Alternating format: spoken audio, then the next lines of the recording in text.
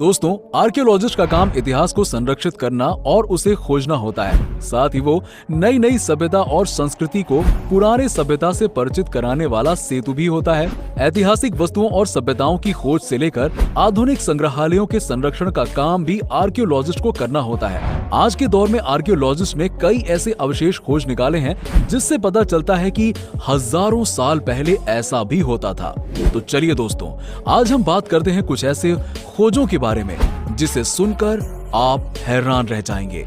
और अगर आपको वीडियो अच्छा लगे तो हमारे YouTube चैनल को सब्सक्राइब जरूर कर लीजिएगा। दोस्तों, हमारे धर्म ग्रंथों में विमानों का जिक्र कई स्थानों पर किया गया है। कुबेर के पास मन की इच्छा से चलने वाला विमान था। यात्री की संख्या के अनुसार उसका आकार कम और ज्यादा भी हो जाता था। कुछ साल पहले कंधार में अमेरिकी सैनिकों को एक गुफा में प्राचीन यंत्र मिला जो एक विमान जैसा था। अमेरिकी सैनिक खोज तो कुछ और रहे थे, लेकिन जो उन्हें मिला उसे देखकर वो अपनी आंखों पर यकीन नहीं कर पा रहे थे। उस गुफा में जब वो सैनिक घुसे तो सामने एक बड़ा सा और किसी कथा कहानी में बताए जाने वाला विमान मौजूद था। कुछ देर बाद वहां टाइम जोन एक्टिव हो गया और 8 सैनिक अचानक गायब हो गए। आपको ये तो याद होगा कि आतंकी ओसामा बिन लादेन की खोज के लिए अमेरिका ने कितना सघन ऑपरेशन चलाया था। अमेरिका करीब 10 साल लगा रहा ओसामा बिन लादेन को ढूंढने में।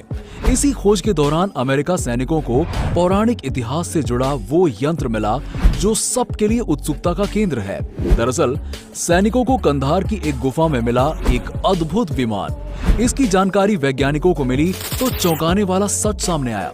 इस विमान की लंबाई 12 फीट है। ऐसा ही एक विमान का उल्लेख महाभारत युग की कथाओं में मिलता है, जिनमें बताया जाता है कि 4 पहियों वाला 12 फीट का एक विमान है।